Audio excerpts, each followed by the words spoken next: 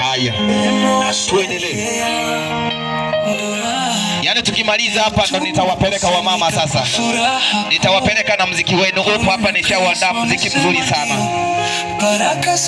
Dada naye amesema kwamba kaka anajitahidi sana kumwimbia kaka.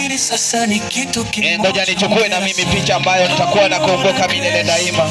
Hapa tulikuwa kwa Paulo, tulikuwa tunafungisha ndoa. Yes. Ndoa yenu itumu daima. Jamani, karibu sana kwa ajili ya kutoa zawadi kwa huyu kijana. Karibu sana kwa ajili ya kutoa zawadi kwa huyu kijana.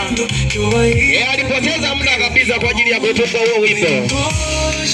Alafu na ni wimbo mzuri sana wenye furaha ambao unaonesha nini maana ya upendo. Wanandoa wanatakiwa waishije? Yes. Leo tumekusanyika kwa furaha. Yes. Kwani nani amekusanyika hapa kwa huzuni? Hapa ni furaha tu. Wapenzi wawili sasa ni kitu kimoja. Hongera sana. Huku unaneza taratibu tu mdogo mdogo.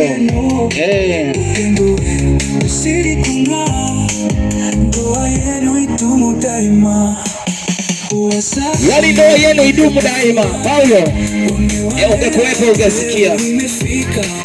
Ungelikuwepo mahali hapa, ungeona kwamba mdogo wako amefanya nini na ungesikia. Yes.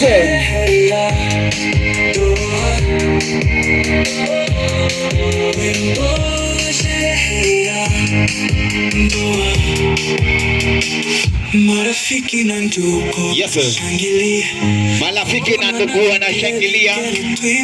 Yes. Leo ni siku ya heshima kubwa. Leo ni siku ya heshima kubwa Tumeunganishwa, ambayo ilikuwa ni siku ya jana na itaendelea kuwa siku nzuri.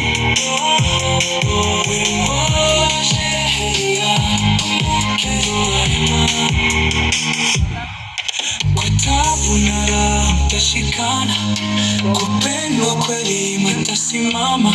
Yes. Hapo tunaelekea mwisho jamani. Tutoe zawadi sasa. Wewe kama una 200 una 100 usiogope. Hiyo ni zawadi kwa mtungaji wa wimbo. Inamtosha sana.